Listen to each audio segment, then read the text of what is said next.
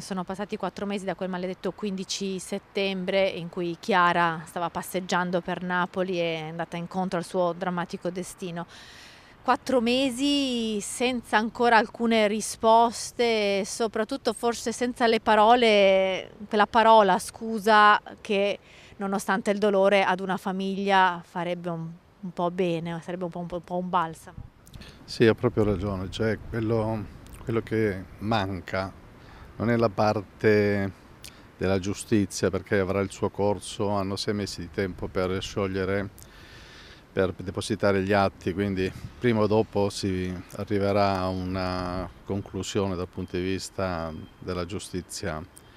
Quello che manca è quello che diceva lei, proprio una parola di scusa, cioè un prendersi le proprie responsabilità, perché quel fatto che è accaduto a Napoli, come ho già detto, avrebbe potuto succedere in qualsiasi altra parte del mondo, però appunto un uomo dovrebbe assumersi la propria responsabilità, a dire non l'ho fatta apposta, sono stato io, e andare incontro alle conseguenze di questa sua responsabilità.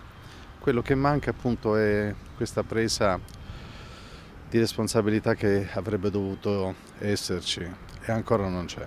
Qui c'è un'azione umana, non un fabbricato da cui è caduto un cornicione, una tegola.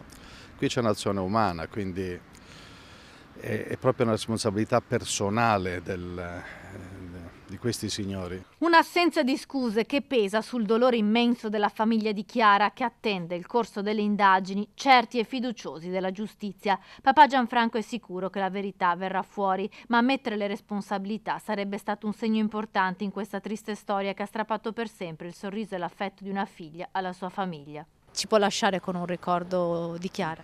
Ehm, sono tanti i ricordi di Chiara.